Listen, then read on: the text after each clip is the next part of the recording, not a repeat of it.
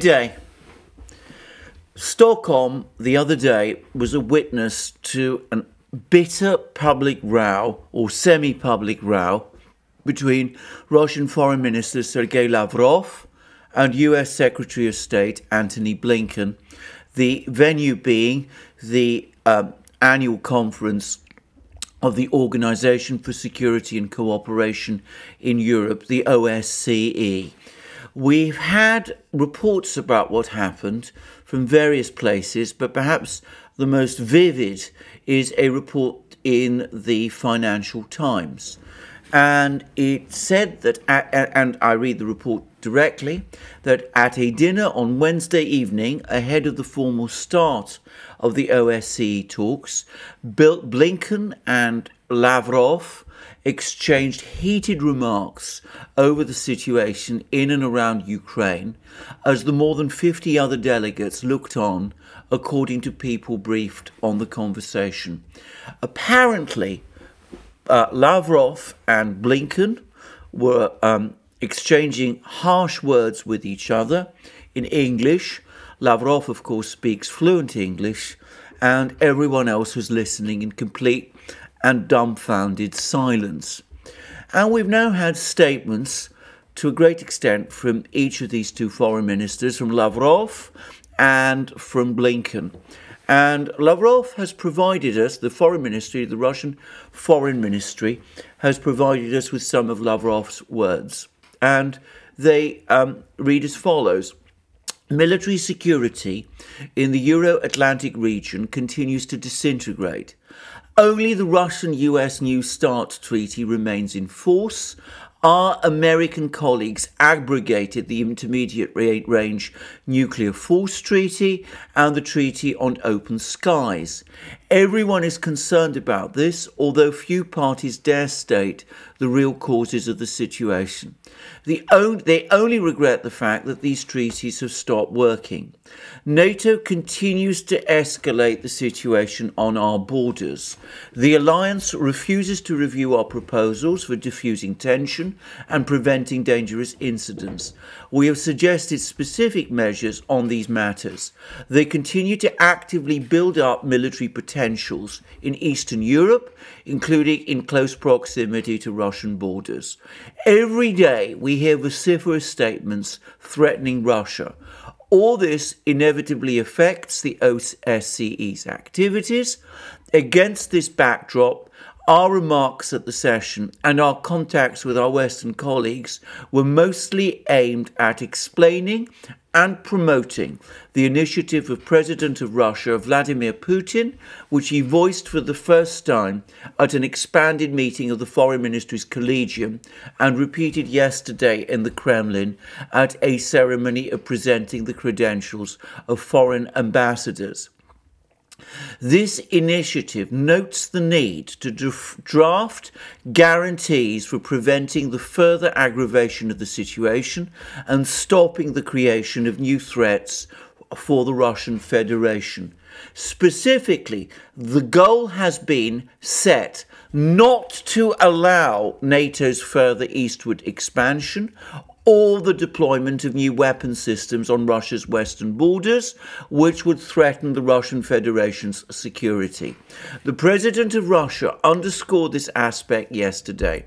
Today, I stress the fact that we are interested in agreements heeding security interests of all countries without exception. We don't want any unilateral advantages.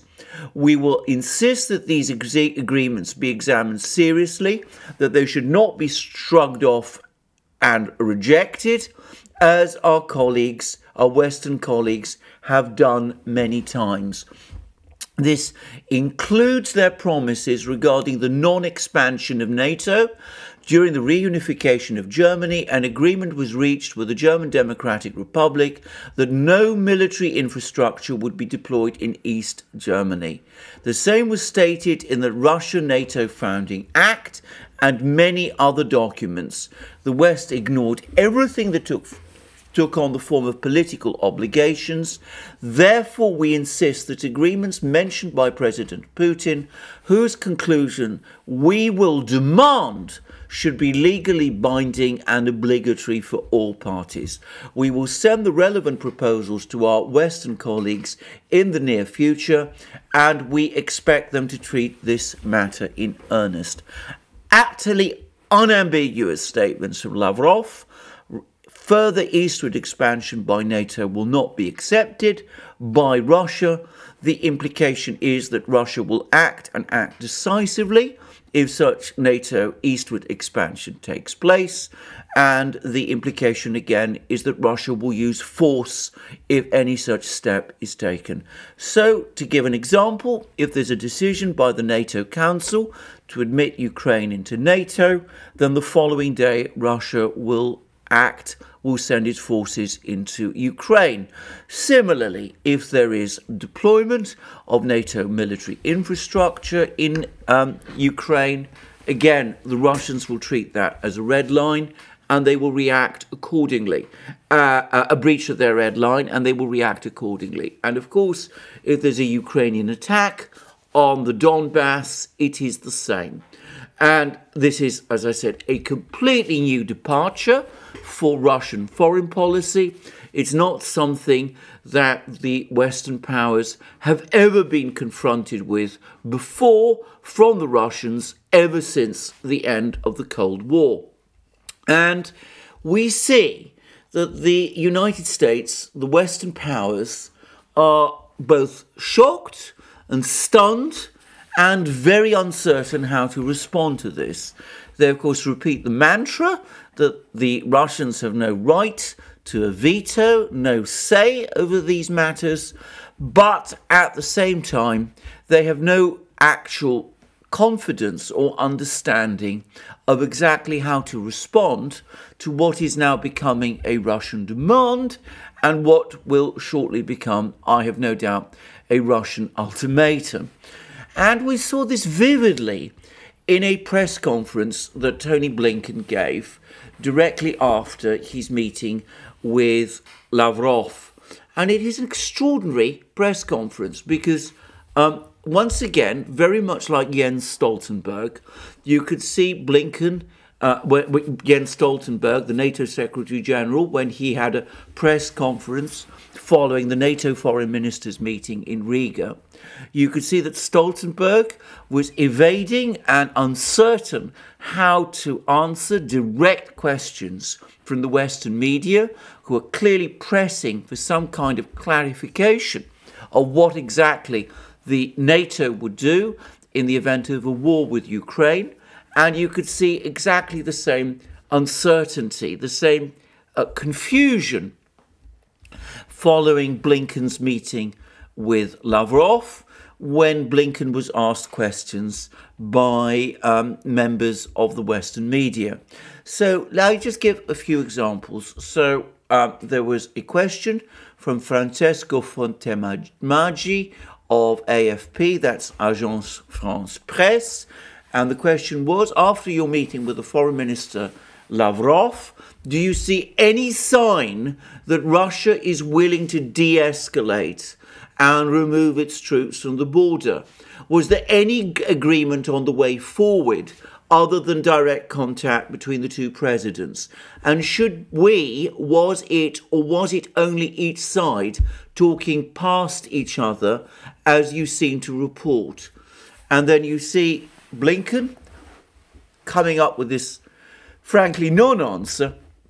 The purpose of seeing Foreign Minister Lavrov was to be able to communicate clearly and directly to him our concerns, the consequences if Russia pursues aggression and confrontation, as well as our views on the better way forward, which is de-escalation and recommitment to diplomacy through the Minsk process. And we had I think, a very direct, very candid, non-polemical exchange of views. It was serious. It was sober. I believe that the foreign minister will take the conversation back to President Putin. I'm going to do the same, of course, with President Biden. And as I think it's likely the presidents will speak directly in the near future. And then we got another question from Will Maudlin of the Wall Street Journal. I just wanted to clarify something about the possible sanctions or other economic measures you mentioned yesterday. A new degree of economic measures that the US has withheld before. Is that when you spoke to Foreign Minister Lavrov today and mentioned severe costs and consequences, are you referring to those economic potential moves?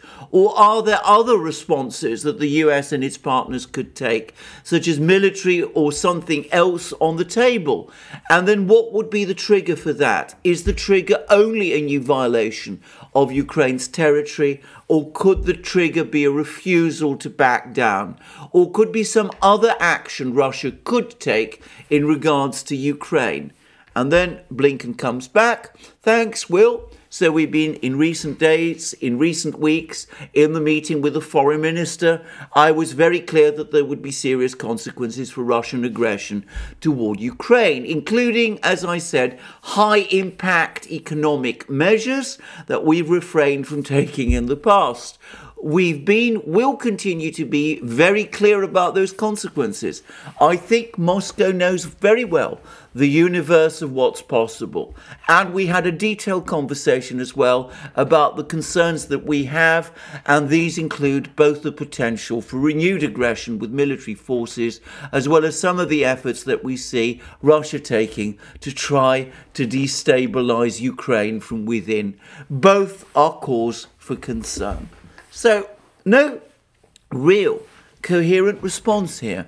Talk about financial sanctions, economic sanctions. It's quite clear that if there's a war in Ukraine, no military action will be taken. That's clearly been ruled out. There's no step going to be taken to try to force the Russians to engage in any sort of de-escalation. And one gets the sense that even the Americans are nonplussed by the extent to which the Russians are refusing to be intimidated by these threats of further sanctions, the extent to which the Russians are now unambiguously setting out their demands, making it very clear what their red lines are, making it very clear of how they will respond if those red lines are crossed. One senses a Secretary of State, Tony Blinken, hardliner that he is, liberal interventionist that he is, preacher of values that he is, frankly stunned and uncertain how to respond in the face of a Russian position that seems to be hardening by the hour. And going back to that earlier Financial Times report, there was this sense of shocked silence across the dinner table as Blinken and Lavrov basically tore at each other over the course of this conversation, with Lavrov making it unambiguously clear that if Russia's red lines are crossed, the Russians are resolved to act, and that any sanctions that are imposed on them, they can and will shrug off. Now, I've already discussed this several times. I'm going to say it again. If we are talking about actions against Russian sovereign debt, that has no meaningful effect. Russia no longer borrows on international markets to cover its budget, which is anyway now consistently in surplus. If we are talking about disconnection from the SWIFT, interbank messaging and payment system, the Russians have already developed their own alternative to SWIFT. If we're talking about disconnection of Russian card users from MasterCard and Visa, the most widely used card in Russia today is not MasterCard or Visa, it is the Mir card, which operates on the Russian within the Russian system, and which operates on the basis of the Russian financial market. And of course, Russia now has a major export and economic and trade partner, which is China, which, by the way, has over the last few hours been issuing statements of support for Russia. And next week, Russia is going to be traveling to India to meet, Putin rather is going to be travelling to India, where he will have meetings with Indian Prime Minister Modi. And the plan apparently is for India to import natural gas from Russia in a way that the Indians have indicated they're not prepared to resolve from, simply because of a crisis in Europe. So the Russians feel that any sanctions imposed on them, they can ride out, whereas by contrast, the United States has nothing else but sanctions that it is able to wield. And it seems to me that here we see the strategy of tension that Vladimir Putin discussed at that foreign ministry collegium in action. The Russians now making unambiguous threats, unambiguous warnings, if you prefer, of action if their red line is crossed, keeping constant troops in motion, talking all the time about their readiness to take decisive steps in any particular set of circumstances, and the Western powers resorting to their perennial cliches about Russia having no right to a veto, no say about whether or not countries like Moldova, Georgia, Ukraine join NATO, but at the same time conscious that they are increasingly playing from an empty hand. I'm going to add that this lack of ambiguity, this forcefulness from the Russians, is coinciding with a similar forcefulness and lack of ambiguity from the Chinese over Taiwan. The Chinese are now repeatedly saying, and Xi Jinping said to Biden over the course of their virtual summit meeting a few weeks ago, that in the event that Taiwan were to secede from China, China would take military action to bring Taiwan under mainland Chinese control. And the Chinese are saying that, again, in the full knowledge that the United States is in no position to successfully defend Taiwan. So the United States, for the first time since the end of the Cold War, is finding itself being dictated to by its superpower adversaries, by China in the Indo-Pacific over Taiwan, by Russia over Ukraine, and over the eastward expansion of NATO. Now, none of this is being discussed fully or properly across the Western media. But to repeat again what I have said previously, a major threshold has been crossed. We now have a situation where, so far from that unipolar moment when it was the United States that was making all the decisions, when it was the United States that was setting down the rules and dictating to others, now it is the United States which finds itself on the receiving end of similar dictation and similar demands from other powers. And at the moment, as I've said, the United States has little real idea what to do.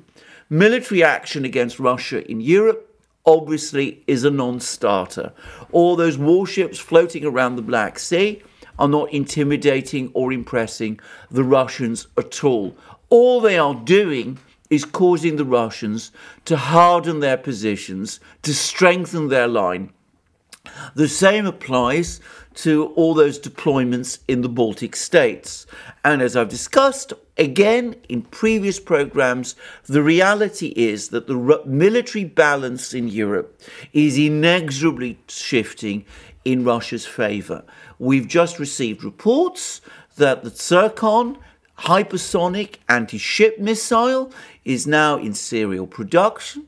We've also received further reports that 20 of the new Armata tanks are for the first time being deployed to Russian ground forces before the end of this year, and that serial production of that tank, of that new armoured vehicle family, is now commencing. with large-scale deliveries due to start taking place in 2023.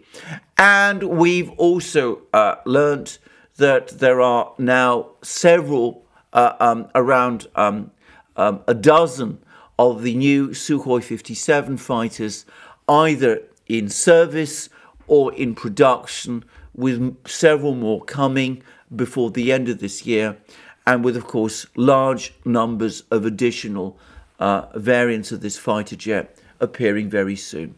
And the Russians have also confirmed that they will be adding a third Yasen M class submarine to the two that are already in service, and that a fourth one is due to enter service very shortly. So as I said, the military balance in Europe is shifting. It's shifting rapidly and decisively. The Russians, of course, are busy deploying their anti-ballistic missiles and their anti-aircraft missiles, which I've talked about in other programs. And the United States, with just 3 brigades in Europe, is not really in any kind of position where it can confront this challenge, at least not militarily, especially given the steady build-up, the remorseless build-up of Chinese naval power in the Pacific. So we are starting to see the beginning of that US overcommitment crisis that I have been discussing repeatedly in programs on this channel. We're still at the early stages of this, but we can see that both the Chinese and the Russians are now in a position where they're not only making demands, but where they're taking actual threatening steps and will continue to do so until those demands are met. Now, the Russians, as I've said previously, it's simply not the case that they got masses of troops on Ukraine's borders, but they have been deploying troops increasingly to their base areas where they would be ready to intervene in a crisis in Ukraine at a few hours' notice.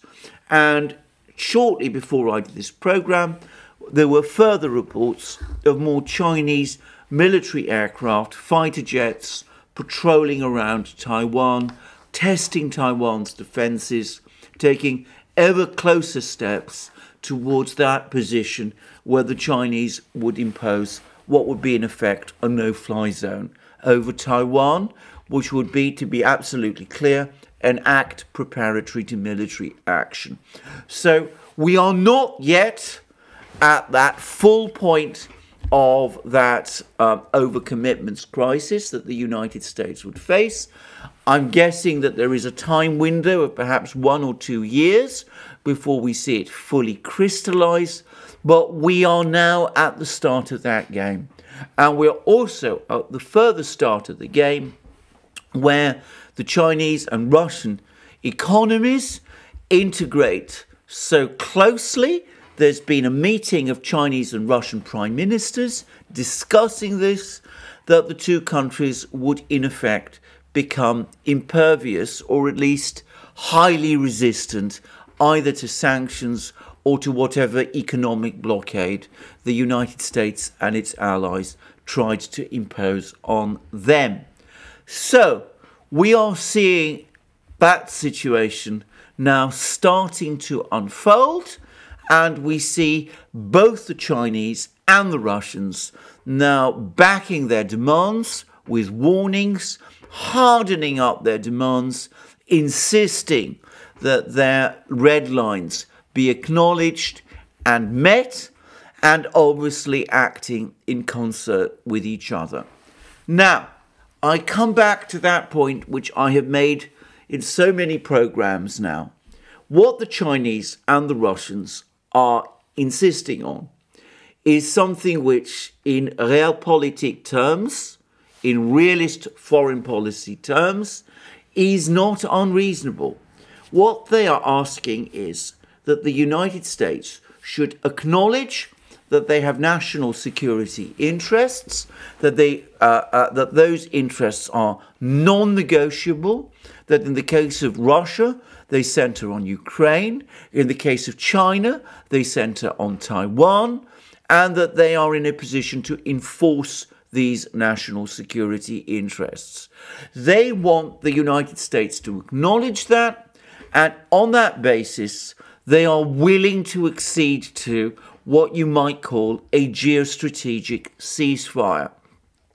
Neither side at this time wants to push against the United States so as to knock the US off its pedestal at the top of the world system. Neither side has or feels that it has, either by itself or in combination, neither the Chinese nor the Russians feel that they have the power at the moment to do that. And both countries, both China and Russia, are fully absorbed at the moment with their own domestic developments. They are not looking for a fight with the United States. The Russians have repeatedly said that, so have the Chinese. But they do demand acknowledgement and acceptance by the United States of their red lines. If the United States and the Western powers accede to that, then what we will see is a geostrategic ceasefire and an immediate and rapid decline in international tensions. We will not get friendship, we will not get partnership between the United States and these two Eurasian powers, but we could get something analogous to the détente era that existed between the United States and the Soviet Union in the late 1960s and early 1970s.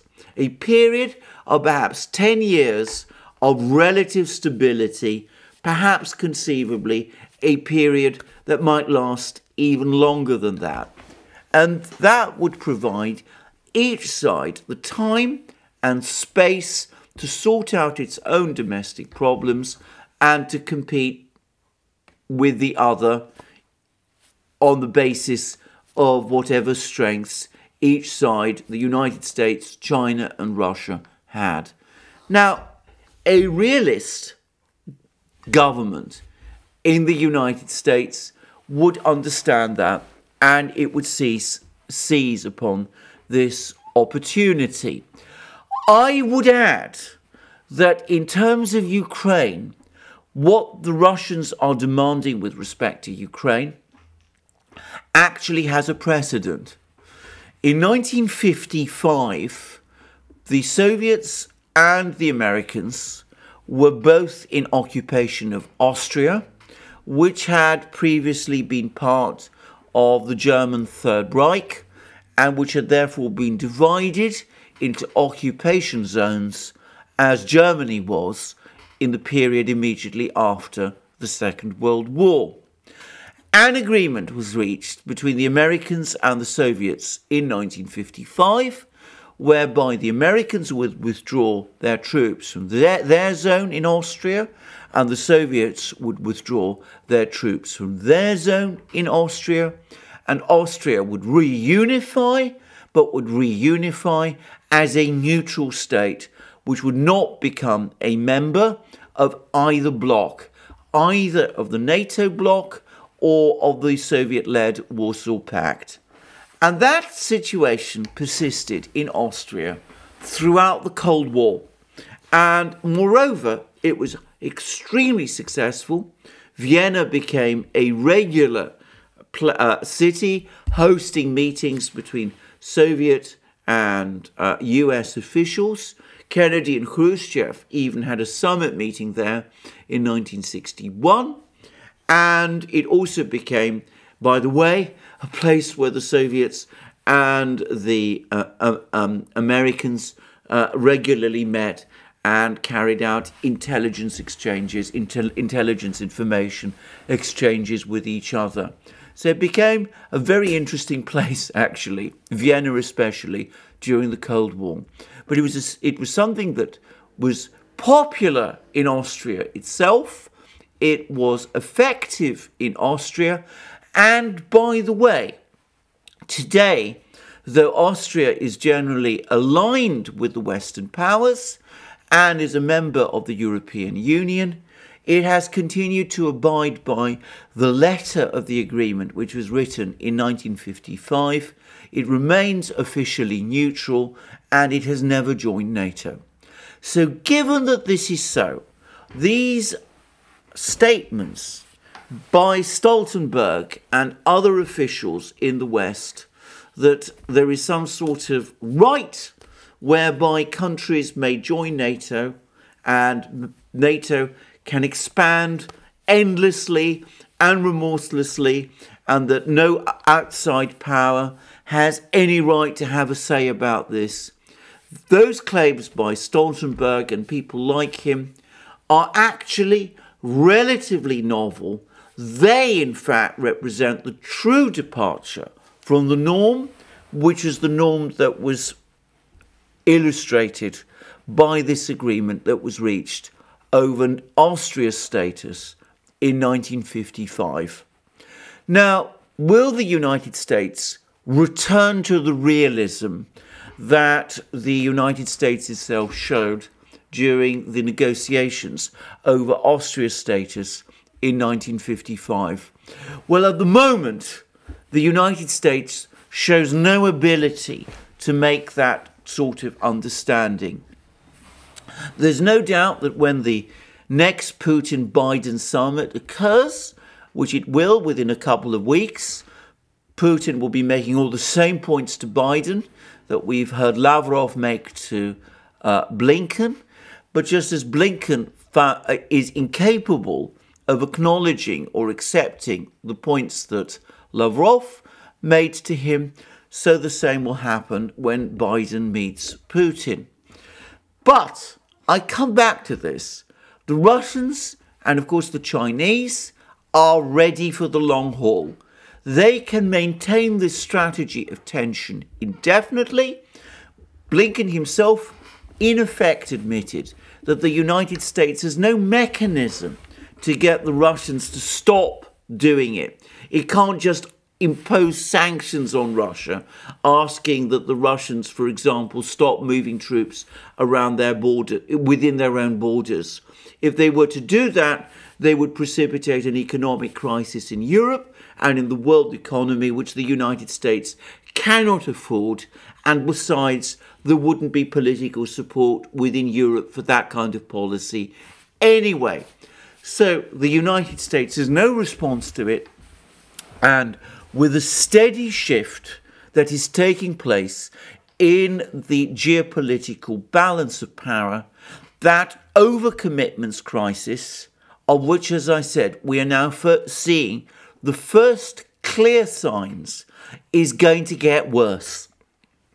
Moreover, if the United States postpones that moment of concrete negotiations by, say, 5 years, then at that point, its geopolitical position will have deteriorated so far, with the Chinese carrier building program being in full swing, with the Russian submarine deployments in the North Atlantic and the Arctic, with all the new hypersonic glide vehicle weapons, the surface-to-air missiles, the anti-ballistic missile systems, the Armata tanks, the stealth fighter jets, all those things that I've been talking about. If the United States delays until the point where all these things have crystallized and where the Chinese and Russian economies have fully integrated to each other, then it may very well find that the terms that the Chinese and the Russians are offering now have been superseded by even more stringent and demanding terms, which the United States might be extremely embarrassed and uncomfortable about acceding to. Logically and sensibly, the moment to negotiate and do a deal is now. The United States, showing no ability to accept or understand this, is manoeuvring itself into an ever weaker position. Future historians will look at this process with dismay. Well, thank you for joining me for this programme today. I look forward to you joining me in future programmes, both on this channel and on our main channel, the Duran, where I do programmes with my colleague and friend Alex Christoforou. Please also remember to check out Alex's channel. You will find links under this video. Please also check us out on our on Locals, our main alternative platform, where we're now publishing an increasing amount of exclusive content, where I do live streams every Wednesday, and where, of course, we have an active and thriving community which publishes its own material and its own content on our platform. And you can also find us on an abundance of other platforms, also BitChute, Library, ODYSEE, SuperU, and of course Rumble, which is now merging with Locals.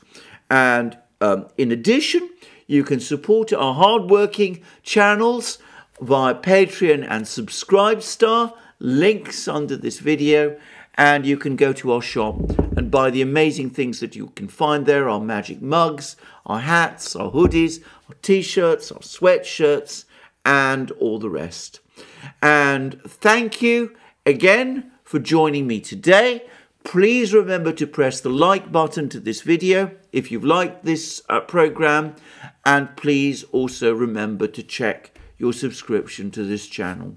And I look forward to you joining me again soon, and have a wonderful day until then.